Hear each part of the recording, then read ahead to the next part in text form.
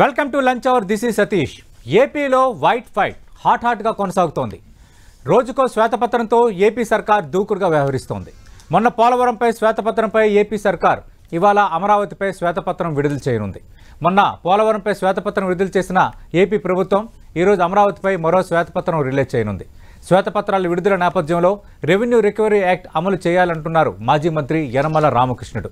గత ప్రభుత్వ అవినీతి సొమ్ము రాబట్టాలంటూ ఆయన సీఎం చంద్రబాబుకు నేరుగా లేఖ రాశారు. రెవెన్యూ రికవరీ యాక్ట్తో అవినీతి సొమ్ము రాబట్టొచ్చా? శ్వేతపత్రాల విడుదలతో చంద్రబాబు అసలు లక్ష్యమేంటి? పైసా వసూలు ఇవాటి లంచ్ అవర్ డిబేట్. ప్రస్తుతం చర్చలో పాల్గొంటున్నారు ప్రముఖ ఎకనమిస్ట్ విశ్లేషకులుగా ఉన్న పాపారావు గారు. పాపారావు గారితో మాట్లాడదాం. పాపారావు గారు, మొత్తం 7 రంగాలపై శ్వేతపత్రాలు విడుదల చేయాలని కొత్త ప్రభుత్వం తొలి కేబినెట్ సమావేశంలోనే నిర్ణయం తీసుకుంది. దానికి తగ్గట్టుగా ఆల్రెడీ పోలవరం పైన ఒక శ్వేతపత్రం విడుదల చేశారు. లేటెస్ట్గా ఈరోజు మధ్యాహ్నం 3 గంటలకి అమరావతి పైన ఒక శ్వేతపత్రాన్ని స్వయాన ముఖ్యమంత్రి చంద్రబాబు నాయుడు రిలీజ్ చేయబోతున్నారు. ఇదంతా ఒక ఎత్తు అయితే, గత ప్రభుత్వం అవినీతికి పాల్పడింది, ప్రజాధనాన్ని దుర్వినియోగపరిచింది, ఆ సొమ్మును మొత్తం రాబట్టాలి అంటూ రెవెన్యూ రికవరీ యాక్ట్ను అమలు చేయాలని మాజీ ఆర్థిక మంత్రి యనమల రామకృష్ణుడు నిన్న ఒక లేఖ రాశారు. ఇవన్నీ చూస్తే ఏమనిపిస్తోంది? ఈ శ్వేతపత్రాలు లక్ష్యం కానీ, అలాగే ఇప్పుడు రెవెన్యూ రికవరీ యాక్ట్ అమలు చేయాలన్న మాజీ మంత్రి యనమల సూచన కానీ, వీటన్నిటి టార్గెట్ అవినీతి సొమ్మును రాబట్టడమేనా? Is it possible? అంటే ఒకటి ప్రధానంగా ఏంటంటే, యనమల గారు రాసిన దానిలో రెవెన్యూ రికవరీ యాక్ట్ వాడండి, లేకపోతే వేరే చట్టం చేయండి అన్నారు. ఒకటి, దీనిలో రెవెన్యూ రికవరీ యాక్ట్ నేను స్టడీ చేసిన దానిలో 1890కి సంబంధించింది. అది మామూలుగా ఏంటంటే భూమి శిస్తు కానీ ఇట్లాది, లేకపోతే ఏదైనా పెండింగ్ బకాయిలు రెవెన్యూలో జనాల నుంచి రావాల్సిన వసూళ్లు కనుకుంటే దాన్ని వసూలు చేసుకోవడానికి వాడే చట్టం తప్పితే, ఇక్కడ ఈ విధమైన దానికి ఎక్కడైతే మీకు అవినీతి ఆస్పెక్ట్ కూడా పాయింట్అవుట్ చేస్తున్నారు కదా దీనిలో, అంటే అవినీతి చేయబడ్డ సొమ్మును కక్కించండి, దానికి రెవెన్యూ రికవరీ యాక్ట్ అనేది, ఈ యాక్ట్ పోస్తే దానికి ఉపయోగపడదు. కాబట్టి ప్రత్యేక చట్టం అనేది ఆయన చెప్పిన దానిలో మనం నిర్ధారణగా తీసుకోవాలి. అయితే ప్రత్యేక చట్టం చేయాలంటే ఫస్ట్ మీరు ప్రత్యేక చట్టానికి అక్కడ దాకా వెళ్లే ముందు ఏది ప్రత్యేక చట్టం సరే చేస్తారు, గతంలో ఎవరి దగ్గర చేసినా దీనిలో ప్రధానంగా ఏంటంటే మీరు దీనిలో ముందు అవినీతిని నిరూపించాలి. అవినీతి నిరూపించినప్పుడు ఇదమిద్దంగా ఇంత అవినీతి జరిగిందనేది పిన్ పాయింటెడ్గా చెప్పగలగాలంటే దానికి మీ దగ్గర అంతా ఇప్పుడు శ్వేతపత్రాలను రిలీజ్ చేస్తున్నారు. దానిలో అవినీతికి 7 శ్వేతపత్రాలు, దానిలో 2 ఇవాళ అమరావతితో కలిపి 2 అయిపోతాయి, ఇంకో 5 ఉంటాయి. దానిలో ప్రధానంగా ఇక మిగతా అంశాలు, రకరకాల అంశాలు వస్తాయి, ఆర్థిక అంశాలు కూడా వస్తాయి. వచ్చినప్పుడు ఇక్కడ ఇవాళ ఆంధ్రజ్యోతి స్పష్టంగా చెప్పిన దాన్ని ఇక్కడ మీకే చూపిస్తాను. శ్వేతపత్రమా రహస్య పత్రమా అని 11వ పేజీ ఆంధ్రప్రదేశ్ ఎడిషన్లో అయితే ఉంది. అది దాని ప్రకారం ఏంటంటే ఫైనాన్స్ డిపార్ట్మెంట్ ఏదైతే ఆర్థిక శాఖ ఉందో అది ప్రభుత్వం ఇప్పుడు వివరాలు అడుగుతుంటే పెండింగ్ బిల్లులకి సంబంధించి ప్రభుత్వం వివరాలు అడిగిందంట ఆంధ్రప్రదేశ్ ప్రభుత్వం. ఆ ఫైనాన్స్ డిపార్ట్మెంట్ వాళ్ళది ఇంతవరకు ఆ వివరాలు సరిగ్గా ఇవ్వట్లేదు అనేది డీటెయిల్డ్ కథనం అది వచ్చింది. మరి అట్లాంటి వివరాలు రానప్పుడు శ్వేతపత్రాలు ఎలా సాధ్యం?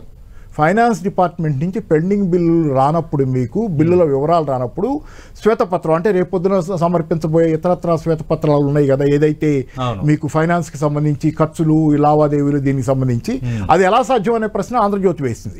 శ్వేతపత్రం అలా సాధ్యం కాదు. మీకు చెల్లింపులకు సంబంధించి, చెల్లించాల్సిన బకాయిలకు సంబంధించిన వివరాలు తెలియకుండా మీరు శ్వేతపత్రాలు ఇవ్వలేరని చెప్పింది. అంటే మీరు శ్వేతపత్రమే ఇవ్వడానికి ఇన్ని ఆటంకాలు ఉన్నప్పుడు రేపు పొద్దున శ్వేతపత్రం లేకుండా, లేకపోతే గత 5 ఏళ్లలో ఆ ప్రభుత్వం ఎలాంటి నిర్ణయాలు తీసుకుంది, వాస్తవ పరిస్థితిని వివరించడానికి మేము శ్వేతపత్రాలు విడుదల చేస్తున్నామని ముఖ్యమంత్రి స్వయంగా దానికి వివరణ ఇచ్చారు.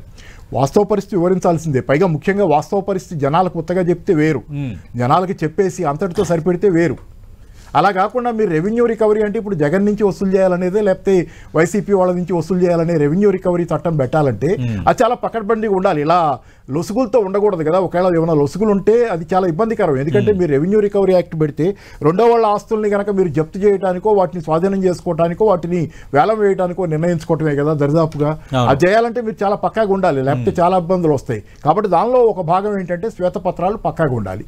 శ్వేతపత్రాలు పక్కాగా ఉండటానికి ఆటంకాలు ఉన్నాయని చెప్పి రెవెన్యూకి సంబంధించిన చెల్లించాల్సిన బిల్లుల వివరాలే రావట్లేదని చెప్పి ఆంధ్రజ్యోతి శ్వేతపత్రమా రహస్యపత్రమా అన్న తర్వాత మీకు శ్వేతపత్రం సాధ్యం కాదు ఇదంతా వివరాలు రాకుండా అన్న తర్వాత ఎంత కాంప్లెక్సిటీ ఉందో చూడండి దీనిలో. అందుకని ప్రభుత్వం దగ్గర ఉన్న వివరాలను సేకరించడమే కష్టమైంది. ఆ తర్వాత మీకు ప్రైవేట్ విచారణలు కూడా అవసరం అవుతుంది. ఇప్పుడు ఇదే కాకుండా రేపు పొద్దున మీరు రెవెన్యూ రికవరీ యాక్ట్ ఒక జగన్ దగ్గర నుంచో వైసీపీ దగ్గర నుంచి వసూలు చేయాలంటే there are other things that are to be attended to. Private విచారణలు కూడా అవసరం అవుతుంది. అంటే ఒక రకమైనటువంటి చట్ట వ్యవస్థని మీరు ఏర్పరచాల్సి వస్తుంది. ఇది నా ఉద్దేశం ఏంటంటే ఇప్పుడు జగన్ దగ్గర నుంచే కాదు, గతంలో పరిపాలకులు అందరి దగ్గర నుంచి ముక్కుబిండి ఎవరి దగ్గర వసూలు చేసినా సామాన్య జనంలో భాగంగా నేను కూడా చాలా సంతోషిస్తా. జర్నలిస్ట్గా కానీ జనంలో భాగంగా కానీ నాకు కూడా చాలా సంతోషం. అందరి దగ్గర వసూలు చేయాల్సిందే, పైసా కక్కించాల్సిందే. వీళ్ళకి ఇన్ని ఆస్తులు ఎక్కడి నుంచి వచ్చినాయో, వీళ్ళు ఎక్కడ బిగినయ్యారు, ఎక్కడికి చేరారు అనేది విచారణ జరగాల్సిందే. దానిలో ప్రభుత్వ ధనాన్ని ఏ స్థాయిలో దుర్వినియోగపరిచారు, ఏ స్థాయిలో వాడుకున్నారు, ప్రజల సొమ్ముని ఇష్టానుసారం మెక్కి ఏ విధంగా జలగల్లాగా బలిశారనేది తెలియాల్సిందే. కానీ తెలియటంతో పాటు వసూలు జరగాల్సిందే, అది ప్రజలకు మళ్ళీ తిరిగి డబ్బు ఓడబడాల్సిందే. కానీ నేను చెప్పేది ఒకటి, ఈ పేరుతో వేధింపులు జరగకూడదు అనేది. ఈ పేరుతో గత అనేక సంవత్సరాలుగా వేధింపులు జరిగినాయి అని నేను అన్నగాని ఎంతమంది మీద జగన్ మీద పెండింగ్ కేసులు ఉన్నాయి, చంద్రబాబు మీద స్టేలు ఉన్న కేసులు ఉన్నాయి, ఇవన్నీ ఉన్నాయి. ఇవాళ ఉదాహరణ చెబుతా. అసలు ఉదాహరణ నేను చంద్రబాబు గురించి ప్రస్తావించడానికే కాదు, ఇవాళ కళ్యాణ్ బెన్ టీఎంసీ ఎంపీ ఈ మధ్య ఇవాళ అన్నది ఏంటి, ఆయన ఏమంటున్నాడు, చంద్రబాబు మీద అవినీతి కేసులు ఉంటే మీరు ఎలా తీసుకున్నారు, మీ దగ్గరికి వస్తే వాషింగ్ పౌడర్ నిర్మా అయ్యాడా అని మోడీని అడుగుతున్నాడు ఆయన. అంటే ఇప్పుడు ఈయన మీద కూడా అవినీతి కేసుల గురించి అక్కడ టీఎంసీ ఎంపీ ప్రస్తావిస్తాడు. నేను అనేది ఒకటి, ఇక్కడ నంద్యాల ఎంపీ శబరి కౌంటర్ ఇచ్చారు. ఏమన్నారు ఆయన? నంద్యాల ఎంపీ ఆమె నిన్న కౌంటర్ ఇచ్చారు. దాని సార్ ఎంపీలు కౌంటర్ ఇవ్వటం ఇవన్నీ కాదు. ఏంటంటే ఎవరి పార్టీ వాళ్ళు వాళ్ళ తరఫున మాట్లాడతారు. మీరు ఎవరైనా బయట వాళ్ళు న్యూట్రల్ వాళ్ళు వీళ్ళు ఎవరు అవినీతి పనులు కాదు స్వచ్ఛమైన వాళ్ళని మాట్లాడే స్థితి ఉంటే గనక మంచిది. అది అంటే పాపారావు గారు అసలు అంటే ఈ రెవెన్యూ రికవరీ యాక్ట్ అనేది గతంలో ఎప్పుడైనా ఉపయోగించారా? ఈ రెవెన్యూ రికవరీ యాక్ట్ ద్వారా అవినీతి సొమ్మును కక్కించొచ్చా? ముక్కుపిండి అవినీతి సొమ్మును వసూలు చేయొచ్చా? అంటే మనం గొంగళ్ళలో తింటున్నాం సార్. ఈ గొంగళ్ళలో వెంట్రుకలేరు ఉపయోగం లేదు. అవినీతి మయంగా మారినటువంటి వ్యవస్థలో బతుకుతున్నాం. దీనిలో కంచె చేను మేసినట్లు ఎవరైతే కాపాడాలో వ్యవస్థ వాళ్ళంతా కలిసి తింటున్న పరిస్థితి వాస్తవం ఉంది. ఎక్కడో కొద్ది మంది రాజకీయ నాయకులు తప్పితే ఈ రోజు అవినీతి మరకల్లేని, వాస్తవంలో అవినీతికి పాల్పడని వాళ్ళు ఎంతమంది ఉన్నారనేది ప్రశ్న. ఉదాహరణకి మీకు చెప్తా, ఎన్నికల్లో ఇట్లా ఖర్చు పెడుతున్నారు కదా రాజకీయ పక్షాలు, ఈ డబ్బులన్నీ వాళ్ళకి ఎక్కడి నుంచి వచ్చినాయండి? ఇంత ఖర్చు పెట్టిన తర్వాత పోనీ వాళ్ళ వ్యాపారాల్లోంచి, వాళ్ళు చేసిన దీనిలోంచి, వాళ్ళకున్న సొంత ఆదాయ వనరుల్లోంచి తెచ్చి ఖర్చు పెడుతున్నారా? ఎన్నిసార్లు ఖర్చు పెడతారా? అలా మొత్తం ఆస్తులు అయిపోయి వాళ్ళు అడుక్కుంటారు కదా. కాబట్టి ఖర్చు పెట్టిన డబ్బు మళ్ళీ వసూలు చేసుకోవాలి, నెక్స్ట్ ఎలక్షన్లకు ప్రిపేర్ అవ్వాలి. ఇది అవినీతి లేకుండా ఎలా సాధ్యం అవుతుంది? ఇన్ని వేల కోట్ల రూపాయలు ఆంధ్రప్రదేశ్ లో ముఖ్యంగా 100,000 కోట్ల రూపాయలు పాలకపక్షం ప్రతిపక్షం ఖర్చు పెట్టినాయి. పాలకపక్షం ఎక్కువ ఖర్చు పెట్టి ఉండొచ్చు, ప్రతిపక్షం కూడా ఖర్చు పెట్టింది. ఈ ఖర్చు అంతా డబ్బులు అంతా స్వచ్ఛమైనదేనా? వీళ్ళు వ్యాపారాలు చేస్తే ఇచ్చారా, లేకపోతే వాళ్ళ సొంత ఆదాయాల నుంచి ఇచ్చారా? దీనిలో జనం దగ్గర నుంచి గతంలో లేకపోతే ఏ రూపంలోనైనా, లేకపోతే ఇప్పుడు గనక ఖర్చు పెట్టిన తర్వాత మళ్ళీ వసూలు చేసుకోకుండా ఎంతమంది. కాబట్టి అవినీతిని ఆపటం అనేది ఎన్నికల్లో అవినీతి ఉన్నంతకాలం అసలు సాధ్యం కాదు. ఫస్ట్. రెండోది, అవినీతిని ఆపాలని, ఎన్నికల్లో అవినీతిని ఆపాలనుకున్నా మీరు రాజకీయ నేతల చిత్తశుద్ధి కూడా దానికి అవసరం. వ్యక్తిగతంగా పోని, పార్టీ పరంగా అవినీతి ఒక భాగం, వ్యక్తిగత అవినీతి ఒక భాగం. ఇన్నిటికి సంబంధించి నేను స్పష్టంగా ఒకటి చెబుతున్నాను. ఈరోజు ఏంటంటే విచారణ జరపాలంటే కనుక మీరు చూడండి, మోడీ గారి పార్టీలో చేరిన ఈడీ ఇది మన ఎలక్ట్రల్ బాండ్స్ విషయంలో ఎంతమంది విషయాలు బయటకు వచ్చినాయి, ఎన్ని కార్పొరేట్ కంపెనీలు నిధులు ఇచ్చినాయి రకరకాల పార్టీలకి, ముఖ్యంగా బీజేపీకి ఎక్కువ ఇచ్చి ఉండొచ్చు. కానీ దాని మీద కొంచెం ఇష్యూ అయింది. అంటే పాపారావు గారు, గతంలో ఎప్పుడైనా ఏదైనా రాష్ట్రంలో కానీ లేదంటే కేంద్రంలో ఎప్పుడైనా ఈ విధంగా ఈ రికవరీ యాక్ట్స్ ద్వారా అవినీతికి పాల్పడిన వాళ్ళ నుంచి డబ్బులు కక్కించిన సందర్భాలు ఏమైనా ఉన్నాయా? Very very very very minute. ఎందుకంటే ఈడీ కేసులే చూడండి. ఈడీ కేసులు, ఎన్ఫోర్స్మెంట్ డైరెక్టరేట్ ఉంది కదా, ఎన్ని వేల కేసులు పెట్టింది. ముఖ్యంగా బీజేపీ అధికారంలోకి వచ్చిన తర్వాత అన్ని కేసులు పెట్టింది కదా. చాలా ఆస్తులను అది ఫ్రీజ్ చేస్తుంది, జప్తు కాదు ఫ్రీజ్ చేస్తుంది. ఆస్తులు వినియోగించుకోకుండా దాన్ని హోల్డ్లో పెట్టుకుంటుంది. ఆ తర్వాత ఆ కేసులు ఎన్ని ప్రూవ్ అవుతున్నాయి, దాని నుంచి ఎన్ని వసూళ్లు జరిగింది, ఎంత మినిస్క్యూల్ పర్సెంటేజ్ జరిగింది. అది మీకు అదే తార్కాణం. దేశంలో అవినీతిని నిర్మూలించడంలో భాగస్వామి అయినటువంటి ఎన్ఫోర్స్మెంట్ డైరెక్టరేట్ ఎన్ని కేసులు పెట్టింది, ఆ ఎన్ని కేసులు నిర్ధారణ అయిన కేసుల్లో ఎంత పర్సెంటేజ్ వసూలైంది, మినిస్క్యూల్. ఆ దగ్గర డేటా నా దగ్గర ఇప్పుడు లేదు, చాలా మైనర్ పర్సెంటేజ్ మాత్రమే వసూళ్లు. అంటే కొన్ని, అంటే ఇది ఏనుగులు పోయేదో ఆ కంతలు అలాగే ఉన్నాయి, ఎలుకలు పోయేయో చీమలు పోయేయో కంతలు పొట్టాలనే ప్రయత్నం చేస్తున్నటువంటి వాతావరణం తప్పితే నిజానికి మొత్తానికి అవినీతిని ఆపేదానికి ఈ దేశంలో ఇంతవరకు ఏ రకమైనటువంటి రికవరీ మెకానిజం సరైంది లేదు. ఒకటే జరగాలి. దీనిలో జరిగేది ఏంటంటే మొత్తంగా రాజకీయ వ్యవస్థ ప్రక్షాళన అవ్వాలి.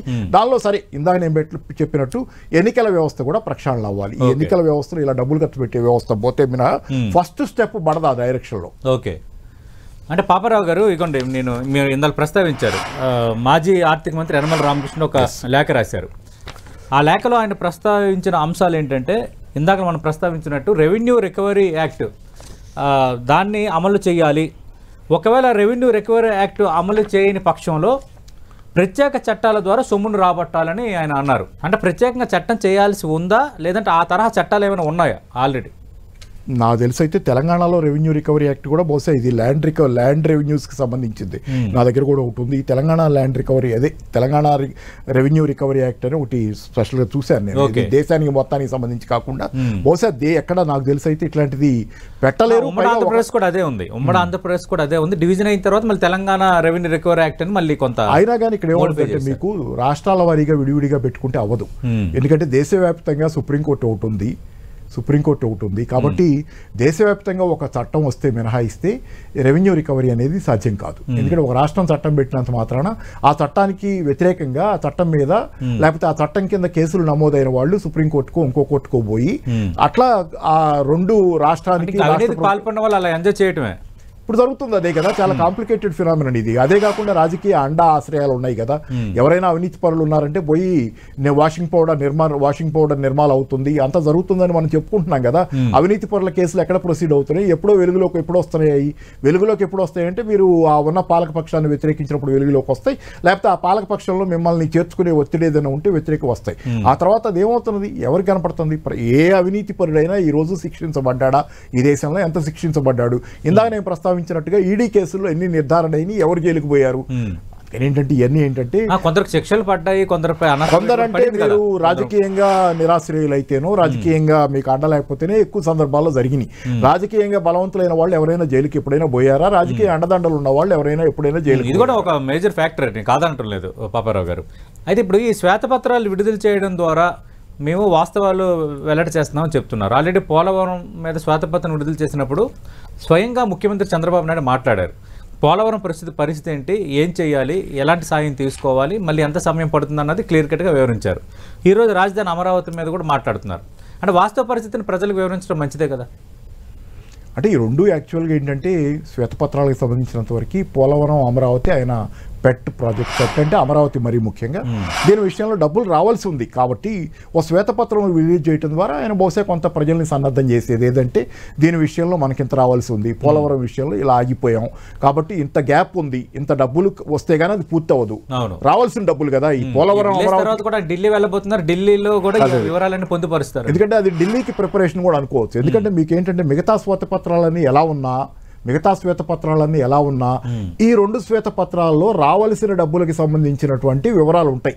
ఎందుకంటే ఇంత మనకి వస్తే గానీ ఇది పూర్తి అవ్వదు, ఇంత మనకి రావాలి. రేపు బడ్జెట్ కి ముందు తొందరలో బడ్జెట్ ఉంది కదా, ఈ నెల చివరిలోపు బడ్జెట్ ఉంటుంది, దేశ బడ్జెట్ ఉంటుంది. ఆ బడ్జెట్ కు ముందు కేంద్ర ప్రభుత్వం దగ్గర ఒక మెమొరాండం లాంటిది, ఒక అప్పీల్ చేసుకోవటం లాంటిది కూడా ఈ శ్వేతపత్రం ఈ రోజు ప్రజలకు చెప్పడమే కాకుండా కేంద్ర ప్రభుత్వం నుంచి మనకి ఇంత రావాలనేది కూడా పరోక్షంగానో ప్రత్యక్షంగానో ఇవాళ ఢిల్లీ వెళ్తే ఆయన చెప్పుకునే దానిలో కూడా అమరావతి శ్వేతపత్రం ఇవ్వగానే ఆయన ఢిల్లీ వెళ్ళటం దీని వెనుకున్నటువంటిది ప్రధానంగా ఢిల్లీ నుంచి రావాల్సిన డబ్బులు. కాబట్టి ఇక మిగతా 5 శ్వేతపత్రాలు ఏ రకంగా దేనికి సంబంధించి ఉంటాయి అనేది నేను వివరాలు నా దగ్గర లేవు. కానీ 5 శ్వేతపత్రాలు భిన్నమైనవి, ఈ 2 శ్వేతపత్రాలు భిన్నమైనవి. ఈ 2 శ్వేతపత్రాలు ఇవ్వగానే ఆయన ఢిల్లీ వెళ్తున్నారంటే దీని వెనుకున్నది ఏంటంటే దానికి రావాల్సిన డబ్బుల గురించి, పోలవరానికి ఎట్లా డబ్బులు రావాలి, దాన్ని ఎలా పూర్తి చేయాలనేది, అమరావతి ఆయన పెట్ ప్రాజెక్టుకి సంబంధించి ఏ విధంగా డబ్బులు రావాలనేది ప్రిపరేషన్ కింద ఒక నోట్ కింద. ఇంత ముందే అడిగారు కదా అమరావతి 15,000 కోట్లు రేపు బడ్జెట్లో ఇవ్వాలనేది. మొన్నటిదాకా అది టెంటేటివ్గా ఊరికే నోటి ఉజ్జాయింపుగా చెప్పారు. ఇప్పుడు ఎంత ఏంటనేది బహుశా వివరాలు రావచ్చు. రెండోది నేను ఒకటే చెబుతున్నా, మీరు 2 ప్యారలల్స్ గమనించండి. పక్కకి వెళ్తున్నా నేను, తెలంగాణకి ఆంధ్రప్రదేశ్కి ఉన్న ప్యారలల్స్ 2 గమనించండి. అప్పులు ఎక్కువ చేసే ఈ ప్రభుత్వాలు. తెలంగాణ ప్రభుత్వం మీద కూడా రేవంత్ రెడ్డి గారు అధికారంలోకి రాకముందు ప్రధాన ఆరోపణగా దాడిగా ఉందంటే కాంగ్రెస్ది టీఆర్ఎస్ మీద, వీళ్ళు తెగ అప్పులు చేసేశారు, ముంచేశారు 7 లక్షల కోట్ల అప్పులు అనేది ఒక ఆరోపణ. ఆరోపణ దాడితో జనాల్లో బాగానే పర్కులేట్ అయింది, అది జనాల్లోకి వెళ్ళింది. దానివల్ల కొంత టీఆర్ఎస్ బాగానే నష్టపోయింది. ఆంధ్రప్రదేశ్లో దాడి వెనక కూడా ఇది శ్రీలంక కాబోతుంది, అప్పులు తెగ చేశాడు జగన్ అనేది ఒకటి. నిజాలు కాసేపు పక్కన పెట్టండి, మోడస్ ఆపరెండి మొత్తం కామన్ గా ఉంటాం. అది అయింది, ఇద్దరు అధికారంలోకి వచ్చారు, ఇక్కడ రేవంత్ రెడ్డి గారు, అక్కడ చంద్రబాబు గారు. తర్వాత చూడండి, మీకు రేవంత్ రెడ్డి ప్రభుత్వం కూడా శ్వేతపత్రాల విడుదలతో తన కార్యక్రమాన్ని మొదలుపెట్టింది. శ్వేతపత్రాలు విడుదల చేసింది కదా, ప్రాజెక్టుల మీద ఇత్యాది రెవెన్యూ ఇట్లాంటి అప్పుల మీద శ్వేతపత్రాలతో మొదలుపెట్టింది. ఆంధ్రప్రదేశ్ ప్రాసెస్ కూడా ఎగ్జాక్ట్ గా సేమ్ మోడస్ ఆపరెండి శ్వేతపత్రాలతోనే మొదలైంది. There is something that is parallel happen. జరుగుతున్న పరిణామాల్లో ప్యారలాలిటీ ఉంది. కాకపోతే ఏంటంటే ఆంధ్రప్రదేశ్ లో చంద్రబాబు గారు తను చెప్పిన వాగ్దానాల్లో చాలా భాగం ఈరోజు మెగా డిఎస్సీ కానీ లేకపోతే పెన్షన్ల పెంపు కానీ ఇట్లాంటివి చేసుకుంటూ వస్తున్నారు. తెలంగాణలో ఆ విషయంలో పెద్ద గ్యాప్ ఉంది, ఇంకా చెప్పిందంతా చేయలేదు. రుణమాఫీ ప్లానింగ్ లోనే ఉంది, చేయనివ్వండి, చేసి మరి అసంతృప్తులు లేకుండా అది నిజంగా జరగాల్సిన వాళ్ళందరికీ జరగాలనే కోరుకుందాం. జరుగుద్ది, మంచిదే. కానీ నేను దాని కాదంటా, రుణమాఫీ ఒకటే కాదు కదా, 6 గ్యారంటీలు ఇంకా చాలా ఉన్నాయి కదా, వాటికి సంబంధించి ఆ గ్యాప్ నేను చెబుతున్నా. అంటే తెలంగాణలో ఇంకా కొంచెం ఆ పథకాల విషయంలో గ్యాప్ ఉంది. ఆంధ్రప్రదేశ్ మెగా డిఎస్సీ పెన్షన్లతో కొంచెం ముందుకెళ్ళింది. రైట్. అంటే పాపారావు గారు నిన్న యనమల మరో అంశాన్ని కూడా ప్రస్తావించారు, ఇప్పుడు కంటే ఎక్కువగా గ్రాంట్ ఇన్ ఎయిడ్ ఇవ్వాలని కేంద్రాన్ని కోరాలి అని. నిస్సందేహంగా కోరాలి. ఎందుకంటే మరి కేంద్ర ప్రభుత్వానికి 16 సీట్లు తన సీట్లతో, పవన్ కళ్యాణ్ గారి 3 సీట్లతో మద్దతు ఇస్తున్నప్పుడు, కేంద్ర 2 సీట్లతో 18 సీట్లతో మద్దతు ఇస్తున్నప్పుడు కేంద్రాన్ని అడగటం కరెక్ట్. అది అడగపోవటమే తప్పు. గ్రాంట్స్ ఇన్ ఎయిడ్ పెరగాలి, అది రిక్వెస్ట్గా చెప్పారు, నేను చూశాను. అయింది మన యనమల గారు, రిక్వెస్ట్ ఏం కాదు, ఓ డిమాండ్గానే సాధించుకోవాల్సిన అవసరం. గ్రాంట్స్ ఇన్ ఎయిడ్ పెరగాలి ఓవరాల్గా. అదే కాకుండా ఆయన చెప్పిన కొన్ని ఇతర అంశాలు కూడా నేను నోట్ చేశాను. యనమల గారు చెప్పిన ఈ దుబారా పెరిగిందన్నారు గత ప్రభుత్వంలో, అది కొంత, ఎందుకంటే దానిలో గతంలో మనం ఈ సలహాదారులను చాలామంది ఉండటం ప్రభుత్వానికి ఇవన్నీ విన్నాము, చూసాము. బహుశా ఈ ప్రభుత్వం దాన్ని కంటిన్యూ చేయకపోతే దుబారా తగ్గించడం రూపంలో మొదటగా తీసుకునే చర్యలు అదొకటి గమనార్హం. రెండోది ఏంటంటే గవర్నమెంట్ ఆదాయం పడిపోయిందన్నారు. అది నాకు ఎందుకన్నా వైసీపీ గవర్నమెంట్లో గవర్నమెంట్ ఆదాయం పడిపోయింది అనేది నేను ఐ కాంట్ స్వాలో. ఎందుకంటే నాకు తెలిసినంతలో మీరు కోవిడ్ టైంలో కూడా జిఎస్టీ ఆదాయం పాజిటివ్లో ఉన్న రాష్ట్రం ఏపీ. అంటే బ్రహ్మాండంగా ఉంది ఏపీ, అవినీతి జరగ ఈ విషయాలు నేను తోలుకుపోవటం. మీకు జనాలకు డబ్బులు ఇస్తా పోతున్నప్పుడు 4 లక్షల కోట్లు ఏదో ఆయన ఇచ్చారని డైరెక్ట్ బెనిఫిట్ ట్రాన్స్ఫర్ ద్వారా ఉన్నప్పుడు ఈ జనాలు ఖర్చు పెట్టేటప్పుడు ఆ ట్యాక్స్ ఆదాయంగా ప్రభుత్వానికి ఎక్కువ వచ్చే అవకాశం ఉంది. కాబట్టి ఆదాయం పడిపోయింది, ఆదాయం తక్కువ ఉంది నిజం, కానీ ఆ వచ్చే ఆదాయం కూడా పడిపోయింది అనేది ఎందుకనో వాస్తవం నేను అనుకోవట్లా. ఎందుకంటే మీరు డైరెక్ట్ బెనిఫిట్ ట్రాన్స్ఫర్గా అన్ని లక్షల కోట్లు ట్రాన్స్ఫర్ చేస్తున్నప్పుడు జనాల డబ్బులు తీసుకెళ్లి మార్కెట్లో ఖర్చు పెడుతున్నప్పుడు అవి పన్నుల రూపంలో మళ్ళీ ప్రభుత్వానికి వెనక్కి వచ్చే ఇది ఎక్కువ ఉంటుంది. కాబట్టి కోవిడ్ టైంలో కూడా జిఎస్టీ ఆదాయం పెరిగిన స్టేట్స్లో ఒక తెలంగాణ, ఇది ఆంధ్రప్రదేశ్ కూడా వన్ ఆఫ్ ది స్టేట్. చాలా తక్కువ రాష్ట్రాలకి కోవిడ్ టైంలో ఆదాయం పెరిగింది. కాబట్టి ఆదాయం పడిపోయింది అనుకోవట్లా, మిగతా విషయాలు ఏది మాట్లాడినా ఆదాయం పడిపోయింది అనుకోవట్లా. కాకపోతే ఆయన చెబుతున్న దీనిలో ఏంటంటే ఆదాయం పడిపోయిందనే మాట ఆయన మాట్లాడటం వెనక రేపు పొద్దున పన్నుల ఆదాయం పెంచుకోవడానికి దారులు వెతకాలనేది కూడా దీనిలో చెప్పాడు ఆయన. అది మరి ఏమన్నా ఎట్లాంటి పన్నులు పడతాయి, ప్రజల మీద ఏ భారాలు మోపబోతున్నారు, అది కొంత రేషనల్ గా సరైన పద్ధతిలో లేకపోతే అసంతృప్తికి దారితీస్తుంది. ఎందుకంటే గతంలో జగన్ ప్రభుత్వం ఓటమికి కూడా కారణం ఏంటంటే అర్బన్ రిఫార్మ్స్ పేరుతో చెత్త పన్ను దగ్గర నుంచి రకరకాల పన్నులు వేసినటువంటి కారణాలతోనే విద్యుత్ ఛార్జీల పెంపు, అలాగే పెట్రోల్ డీజిల్ మీద వ్యాట్ ఎక్కువ ఉందనేది ఇన్ని కారణాలతో ఆ ప్రభుత్వం దెబ్బతింది. కాబట్టి మళ్ళీ పన్నుల పెంపు, ఆదాయం పెరగలేదు జగన్ ప్రభుత్వం పేరులో అనే పేరుతో మళ్ళీ పన్నుల మోత అనేది మోగించకూడదు అనేది, సాధ్యమైనంత వరకు హేతుబద్ధీకరించాలి, పన్నుల్ని తక్కువ స్థాయిలోనే ఉంచాలి అనేది అనుకోవాలి. ఓకే. రెండోది ఆయన ప్రస్తావించింది seeking higher devolution 41% or 42% share from the central government అని. అయితే అక్కడ ఆయన మిస్ అవుతున్నా బాగుంది. ఇప్పుడు 41% ఇస్తున్నారు, అసలు 41% నుంచి 42కు పెంచమని ఆయన పెంచుకుందాం, పెంచితే మనకి 1% ఏదో ఒకటి బాగుంది. కానీ అసలు 41% ఉన్నది ఇస్తున్నారా ఇప్పుడు మనకి? సెస్లు సర్చార్జీల రూపంలో ఎన్ని కోతలు పడుతున్నాయి రాష్ట్రాలకి, రాష్ట్రాలు అన్ని రాష్ట్రాలు ఈ విషయంలో కొంత ఎప్పటి నుంచి రిఫర్ అవుతున్నాయి. సెస్లు సర్చార్జీ మీకు చెప్తా. సెస్సు సర్చార్జ్ అనేది ఏంటంటే మామూలుగా మనకి ఇక్కడ నుంచి జిఎస్టీ పన్నులు కేంద్రానికి వెళ్తాయి, పన్నుల ఆదాయం కేంద్రానికి చేరుంది. దానిలో ఒక 41% తీసి కేంద్రం, ఇప్పుడు ఉన్న పద్ధతి అయితే కేంద్రం రాష్ట్రాలకి డిస్ట్రిబ్యూట్ చేస్తుంది. దీనిలో మామూలుగా అయితే ఏంటంటే కేంద్రం దగ్గర ఉన్న పన్ను ఆదాయం మొత్తం రాష్ట్రాలకి పంపిణీ అవుద్ది. 41% రేషియోలో. కానీ ఇక్కడ మీకు ఏంటంటే సెస్ సర్ఛార్జ్ చేస్తే సెస్ సర్ఛార్జ్ రూపంలో వసూలు చేసుకున్నటువంటి ఆదాయాన్ని కేంద్ర ప్రభుత్వం రాష్ట్రాలతో పంచుకోవక్కర్లా. పన్నుల రూపంలో వసూలు చేసుకుంటే రాష్ట్రాలకు వాటా ఇవ్వాలి, కానీ సెస్ సర్ఛార్జిగా వసూలు చేస్తే రాష్ట్రాలకు వాటా ఇవ్వక్కర్లా. అలాంటి సెస్లు సర్ఛార్జీలని ఈ ప్రభుత్వం బీజేపీ గతంలో అధికారంలోకి వచ్చిన 10 సంవత్సరాల్లో విపరీతంగా సెస్సుల్ని సర్ఛార్జీల్ని పెంచింది. దాంతో కేంద్ర ప్రభుత్వ వాటా పెరిగిపోయి మొత్తం పన్నుల ఆదాయంలో రాష్ట్రాలకు వచ్చే వాటా తగ్గింది. ఆల్మోస్ట్ 36%, 35% దాకా కూడా ఆ మేరకే వస్తుంది రాష్ట్రాలకు రావాల్సిన దాన్ని. అంత కూడా రాటల్లా నాకు తెలిసి అయితే 41% రాటల్లా. అసలు ఆ డిమాండ్ కూడా రేపు పెట్టాలి. ఎందుకంటే మొన్న దక్షిణాది రాష్ట్రాల్లో ఉన్న చాలా మంది ఆర్థిక మంత్రులు కూడా, దక్షిణాది కాదు కొన్ని రాష్ట్రాల ఆర్థిక మంత్రులు కూడా మొన్న జరిగిన ఫైనాన్స్ మినిస్టర్తో బడ్జెట్ గురించి జరిగిన సమావేశంలో సెస్లు సర్ఛార్జీల్ని తగ్గించాలి, ఆ ఆదాయాన్ని కూడా డివాల్వబుల్ అంటే రాష్ట్రాలతో పంచుకునే ఆదాయంగా చట్ట సవరణ చేయాలని అడుగుతున్నారు. సెస్లు సర్ఛార్జీల ఆదాయాన్ని కూడా రాష్ట్రాలతో పంచుకునే విధంగా చట్టాన్ని సవరించాలని ఆర్థిక మంత్రులు మొన్న ఫైనాన్స్ మినిస్టర్తో బడ్జెట్ కి సంబంధించి మీట్ అయినప్పుడు అడిగారు. ఈ మీట్ ఇట్లాంటిది రాష్ట్ర ప్రభుత్వం కూడా ఆ గొంతులో గొంతు కలపాలి. సెస్లు సర్ఛార్జీల ఆదాయంలో వాటా రావాలంటే తప్పితే ముందు వస్తున్న ఈ 41% ఆదాయం కూడా రాష్ట్రానికి వచ్చే అవకాశం లేదు. ఆల్రెడీ వస్తుంది 33, 34, 35 ఆ రేంజ్ లోనే వస్తుంది, 41% రావటంలా. కాబట్టి 41%కి దారం అంటే మనం దారం కట్టి తీసుకోగలగాలంటే మీరు ప్రధానంగా చేయాల్సింది ఏంటంటే ఈరోజు వస్తున్న ఆదాయం 41% సరిగ్గా వచ్చేటట్లు ముందు చేయాలి. రైట్. అంటే పాపారావు గారు, ఇక్కడ అవినీతి సొమ్మును రాబట్టడం అనేది ఎంత ఇంపార్టెంటో, నిధులు రాబట్టడం అలాగే కేంద్రం నుంచి నిధులు తెప్పించుకోవడం అనేది కూడా అంతే ప్రియారిటీ, నిధులు పెంచుకోవడం. అయితే ఇప్పుడు ఆల్రెడీ ఈరోజు శ్వేతపత్రం విడుదల చేసిన తర్వాత ముఖ్యమంత్రి చంద్రబాబు నాయుడు ఫస్ట్ ఢిల్లీ టూర్ అఫీషియల్గా ఈరోజు 6వ తారీఖున ఇక్కడ తెలంగాణ ముఖ్యమంత్రితో భేటీ అవుతున్నారు. అది కూడా శుభపరిణామమే. రెండు రాష్ట్రాల మధ్య కొన్ని ఇష్యూస్ ఉన్నాయి కాబట్టి అవి సార్ట్అవుట్ కావాలని మనం కూడా అందరం కోరుకుందాం. అంతకుమించి ఇప్పుడు కేంద్రం ఈ పోలవరం అమరావతి విషయంలో ఏ విధంగా అడ్రస్ చేయాలంటారు? కేంద్రం బాధ్యత ఏంటి? పోలవరం సరే ఈసారి చంద్రబాబు గారు ఆయన చేతిలోనే అట్టు పెట్టుకుంటారా, కేంద్రానికి వదిలేస్తారా అనేది ఒక ప్రశ్న. లాస్ట్ టైం కూడా నేను ఇక్కడ మాట్లాడినప్పుడు ఇదే వేదిక మీద పోలవరం బహుశా ఆయన బడ్డెన్ పెట్టుకోకుండా ఉంటేనే మిగతా వ్యవహారాలు సులువుగా చేసుకోగలరు అనేది నేను అన్నాను. సరే కాదనుకుని వాళ్లే తీసుకున్నా, దాన్ని తీసుకున్నప్పుడు ఏంటంటే ఒకటి దాన్ని పూర్తి చేసే బాధ్యత ఒకటి, రెండోది రాజకీయంగా దుమారాలు లేకుండా చూసుకునే బాధ్యత. గతంలో మోడీ గారు ఆరోపించారు ఒకసారి ఏటీఎం అయింది పోలవరం ఈయనకి, అట్లాంటి మళ్ళీ దుమారం లేకుండా 4 సంవత్సరాల టైంని పెట్టుకున్నారు ఆయన. అంటే బహుశా ఆయన పదవీకాలం అయిపోయేలో పోలవరం పూర్తి అవ్వాలనేది ఆయన లక్ష్యంగా పెట్టుకున్నారు కాబట్టి అది సాధించడం ఒక ఇది. రెండోది దానికి డబ్బులు తెచ్చుకోవాలి. డబ్బులు అంటే మీరు కనుక మీ మీద భారం వేసుకుంటే కనుక మేమే పూర్తి చేస్తాం గతంలో లాగా అనేటట్లయితే కనుక నిత్యం కేంద్రంతో లావాదేవీలు జరుగుతూ ఉండాలి.